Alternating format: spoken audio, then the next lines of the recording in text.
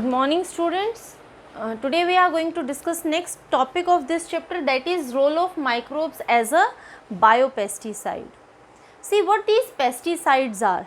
These are the chemicals which are used in fields for agricultural processes to kill different insects, organisms that are basically harming our crops. So pesticides are easily available in market in chemical form, and their action is also very fast and effective. But still the chemical pesticides, we are going to reduce our weeds, then we are going to use them as an insecticide for killing of the insects, rodents. So these chemicals they are very hazardous and they are having various of the harmful effects on the environment. Like they are basically non-biodegradable, so they are going to retain in the soil for a very much long time. Then they are also having some of the carcinogenic agents. When we are going to intake those crops, cereals, then there will be responsible, these are going to be responsible for the process occurring of cancer.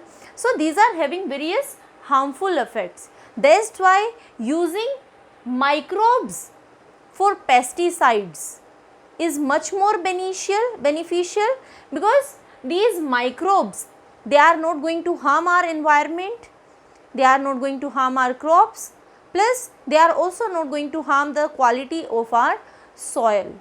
So that's why now more focus is on using these microorganisms as biopesticides for organic farming, so that the quality of production is increasing and quantity is also increasing, and the hazardous chemical content in these crops are going to be reduced.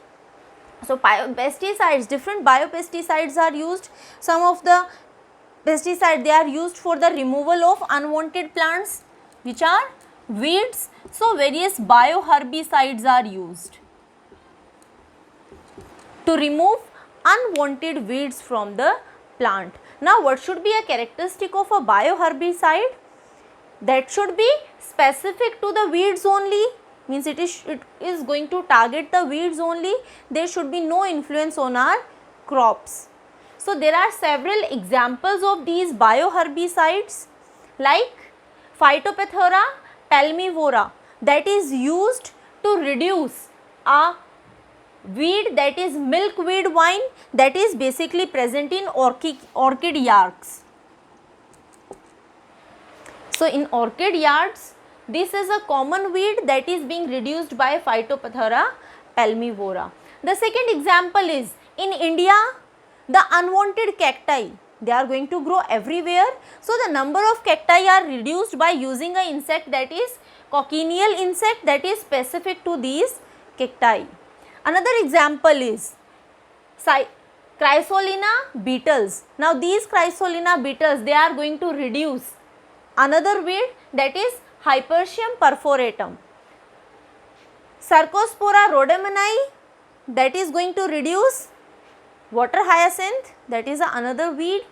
Then there are some fungus also, like Puccinia, Chondrilla. This Cercospora is also a fungus. These fungi are used to remove different unwanted weeds. Here I have written fungal spores. These fungal spores are used in market, they are present in market, and they are being sold with different trade names like Divine, Collego. These are the trade names of these fungal spores. So these fungal spores can be introduced in the crop to reduce or to remove various unwanted weeds.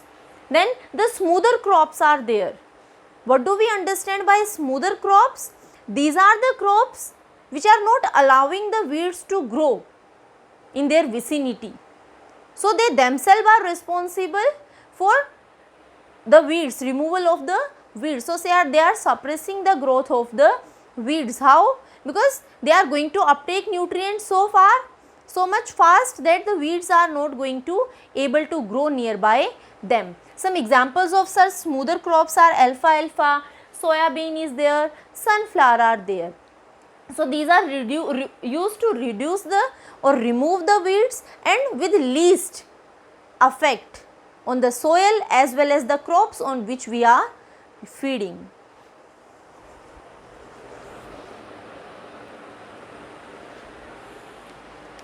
the microorganisms, they are basically also used in the biological control for various pests. So, in pest management,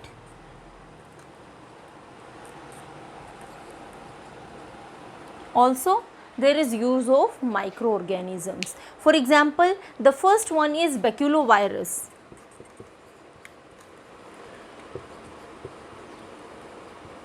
Now these baculovirus, they are naturally occurring virus and they are specific for various insects.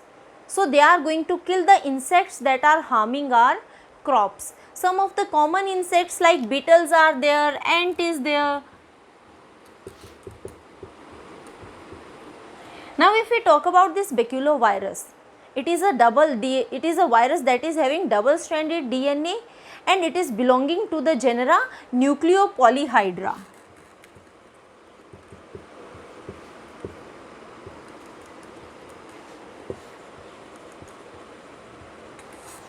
What this virus is going to do?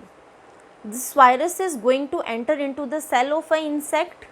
When it is entering into the cell of the insect, it is going to mix with the digestive juices that are present in the insect. Now these digestive juices, they are going to solubilize, or you can say dilute this virus, and because of the presence of virus inside the cell, the insect is going to die. These insects, they are basically going to solubilize themselves on the leaf surface, and after getting solubilized, they are responsible for the release of lots and lots of viruses. So basically death of an insect is responsible for the multiplication of viruses, and now the new viruses that are coming out, they are going to infect next insect cells. So this is how these baculoviruses are harming, or they are affecting the insects that are responsible for our crop damage. Now these are very helpful because these are not going to harm our crops and these are not going to harm human beings also. These are specific for insects only. So they are responsible for the killing of insects, and this is how we can protect our crops from different type of insects. The second and important one is Bacillus thuringiensis. That is a bacteria, and again this Bacillus thuringiensis is also responsible for the killing of various insects that are going to harm our crops. Now if we talk about this bacteria Bacillus thuringiensis, then this bacteria is having a protein that is a insecticidal crystal protein.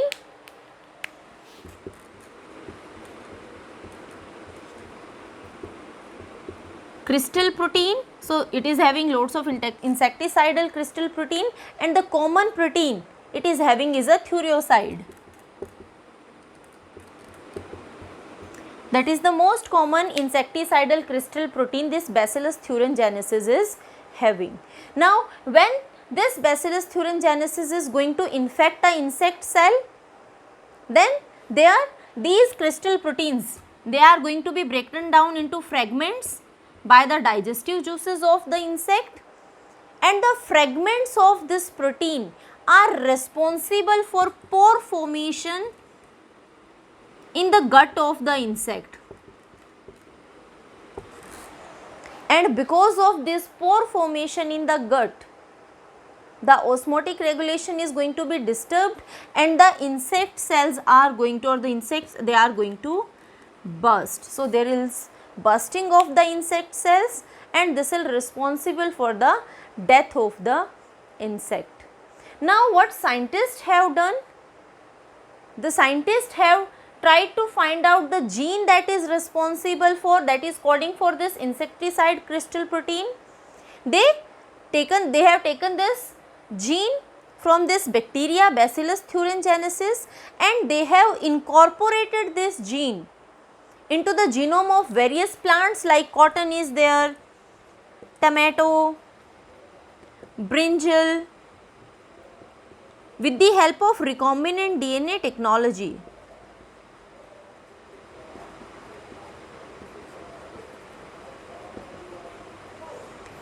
And when these crops are having this gene, then what happens? Then these crops become resistant to those insects, because now they are having this crystal protein that will be responsible for the death of various insects. So these are some of the pest management processes. Some others are also there which are used for the control of pests. So these are some other bioinsecticides. Aphids are controlled by potato beetle and codling moth. Then we are having Conidia of powdery meadews. The fungus is basically controlled by Amphiomyces. The underspores of rust also by Cladosporium. Crown gall disease of apple. This crown gall disease of apple is caused by Agrobacterium tumefaciens, but it is controlled by a known pathogenic strain, that is Agrobacterium radiobacter. And Trichoderma, that is a free living fungi, a saprophytic fungi, feeds on dead and decaying matter, and it is used to kill different type of pest. It is effective against multiple pathogens. So it is also generally used as a bioinsecticide. Now microorganisms are also playing role as biofertilizers. What fertilizers are going to do?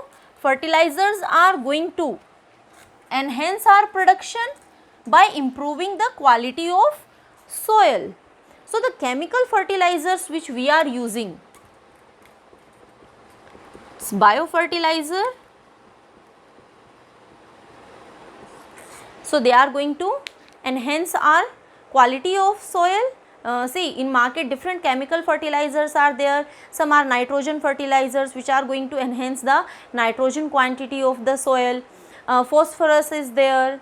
So this is how in market different chemical fertilizers are present. Now again the problem with these chemical fertilizers is these chemical fertilizers are going to be non-biodegradable. They are going to remain in our soil and for short period of time. They are increasing our production, but if we are continuously using these fertilizers for a long period of time, they are reducing the quality of the soil, and ultimately after longs of years they are going to make our soil infertile and barren. So nowadays more focus is on organic farming, and in organic farming these biofertilizers are used, means the living organisms are used, microorganisms are used which are involved in the enhancement of quality of soil. Plus these microorganisms, they are not having any of the harsh effect on the quality of soil and on crops also. So that's why these biofertilizers are used. Now multiple type of biofertilizers that are used. For example, we are having microphos biofertilizers.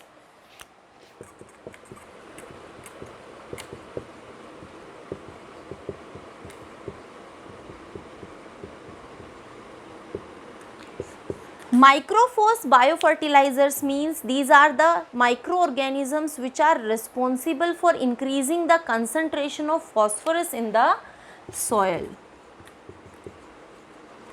Now phosphorus is having enough amount of soil, but the problem with soil is this phosphorus is that most of the phosphorus is present in bound state, and plants are only able to use this phosphorus in soluble form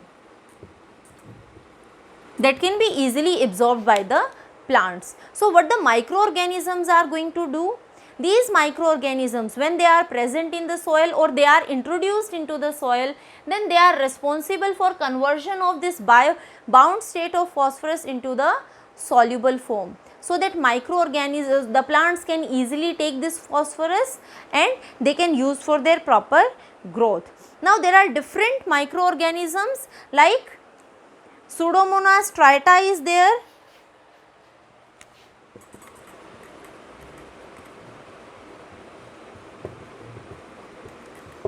Bacillus polymixa,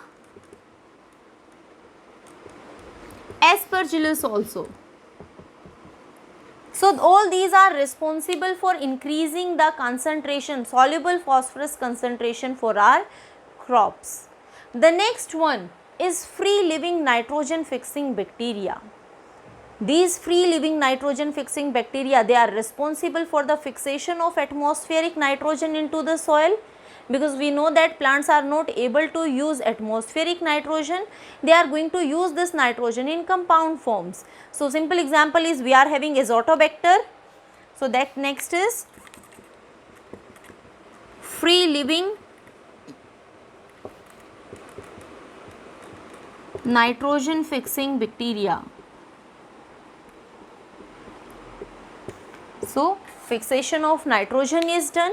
Our simple example is Azotobacter, and it is responsible for fixation of nitrogen and increasing nitrogen quantity in the soil in compound form, so that plants can easily use this nitrogen and their growth will be proper and production is going to be increased. Now some of the bacteria are there which are going to live as symbiotic association with plants. So the next biofertilizers are the bacteria which are living symbiotically with the roots of the plants.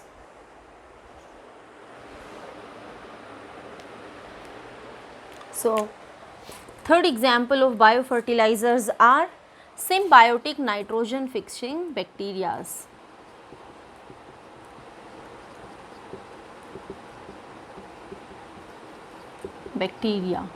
And the simple one is Rhizobium. So we are also going to call it as rhizobial biofertilizer.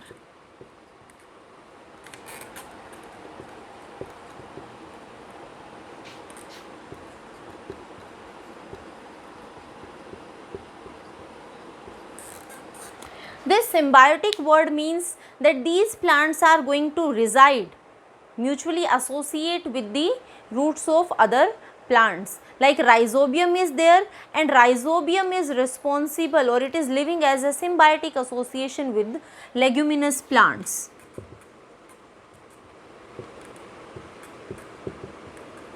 So it is going to live with legumes in the root nodules of legumes, and it is responsible for the fixation of atmospheric nitrogen. Now one thing is important to know about this Rhizobium, that it is not going to fix nitrogen in the free state. When it is present in the free state, it is only going to fix nitrogen when it is associated with the legume. So whenever it is going to get rhizosphere of a legume,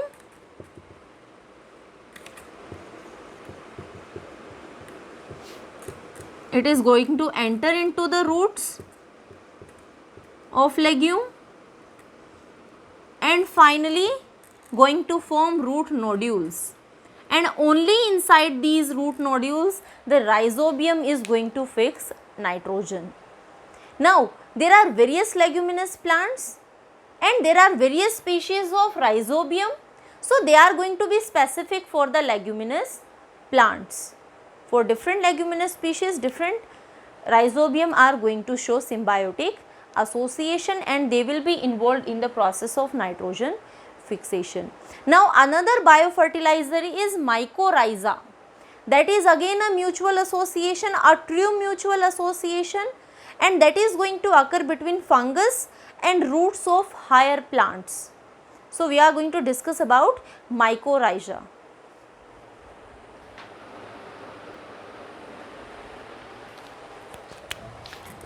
So next is mycorrhiza, which is also acting as a biofertilizer, and this is going to be a true mutual association between fungus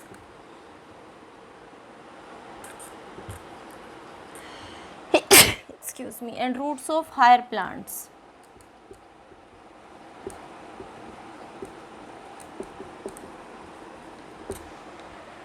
Now this mutual association, the mycorrhiza, can be of two types, ectomycorrhizae or endomycorrhizae, simply depending upon that fungus is living on the surface of the roots of higher plants or inside the roots of higher plants. If the fungus is going to live on the surface, it is ectomycorrhizae,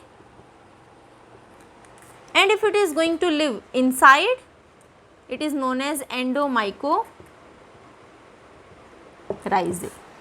So what this ectomycorrhizae is going to do, it is going to form a sheath or a mantle over the roots. So a sheath is going to form, and then it is going to enter inside. The mycelium of the fungi is going to enter inside the root cortex,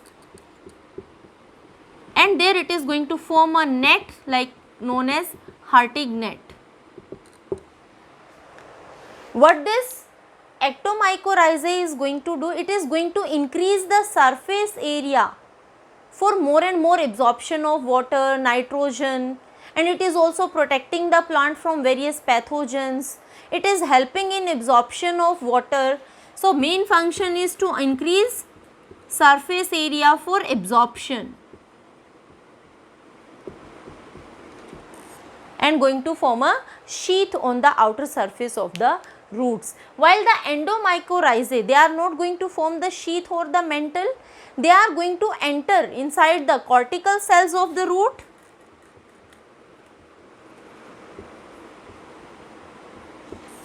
and they are going to survive inside the cells of the roots. So that's why intercellular and intracellular spaces of these cortical cells, they will be filled by the endomycorrhizae and they will be helpful for the process of absorption. Now the most common endomycorrhiza is vesicular, avascular and mycorrhiza.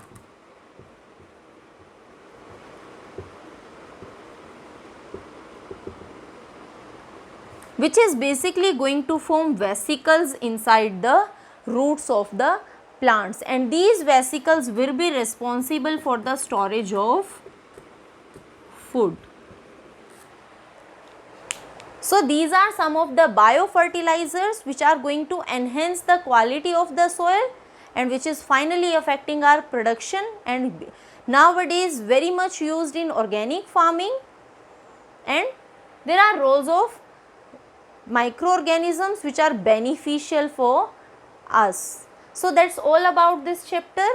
Next time we are going to start next unit of our 12th biology syllabus.